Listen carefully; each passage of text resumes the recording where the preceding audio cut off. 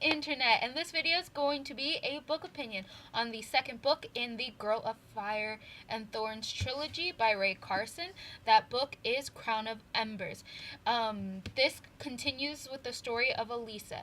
In this book, she is fully recognized queen and sole ruler. The problem here is that she is the foreign queen of a country in the middle of a war, so there's some loyalties lost, and she has to convince the council that she would be a good queen, as well as her people, and to ensure their loyalty in this time of war.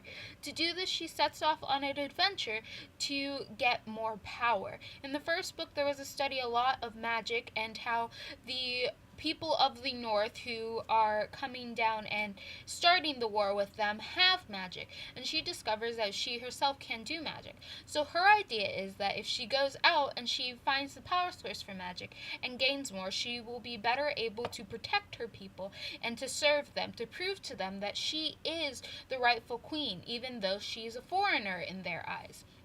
So we go along with this. Here we see a lot of growth. While in the first book it was growth in her character of her accepting herself as beautiful, her physical features as worthy, and seeing herself as capable, this has a lot to do with her mental idea on how she appreciates her own mind and her trusting herself to make rightful decisions. There's a lot that goes into being a queen and things that we never even thought possible as children, and there's a lot of politics going on, a lot of war going on, a lot of differences, and she starts to learn more about cultures, the true history of what started this war in the first place, why these people from the north feel so justified in attacking them. And throughout all of this and throughout the adventure, she learns more about herself. She learns that she has to trust her own ability, and that being a queen means more than just having magical power. And I think that's a huge step in character development. While in the first book, she is unsure about all of herself, both her body and her mind. At the end of the first book, she becomes more sure about her body. And in this book, she becomes more sure about her mind and her capabilities of being queen. It's one thing for you to be told that you're good at something, for you to be told that you could be great, that you could be something, and it's another thing to be that thing entirely. And she learns what it really means to be queen, not her old perceived ideas. Along with that, there is also the continual plot of the hero versus the love interest.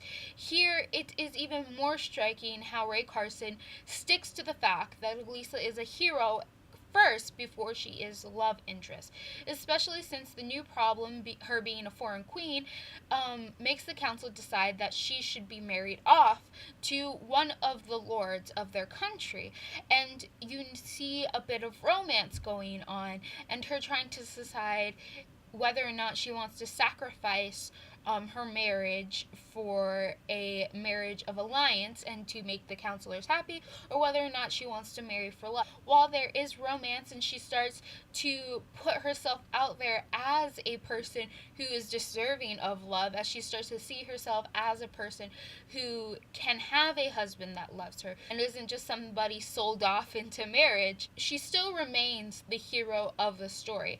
And that is very important because we need to see female characters as a hero versus the love interest. I don't know how many times I have to say it, but that is one thing I really love about Rae Carson's writing.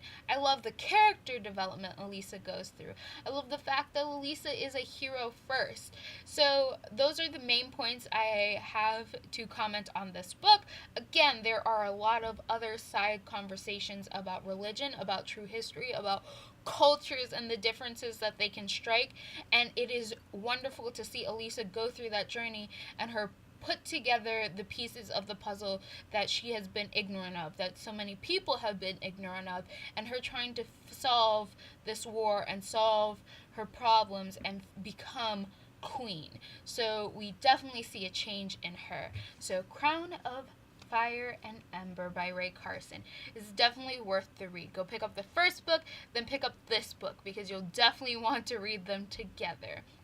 If you have read this book before, or you are interested in it at all, did you like it, did you not, comment below and let me know. If you like what you're seeing on this channel and you want to see more, just subscribe and hit the little bell if you want to be notified every time I put out a new video.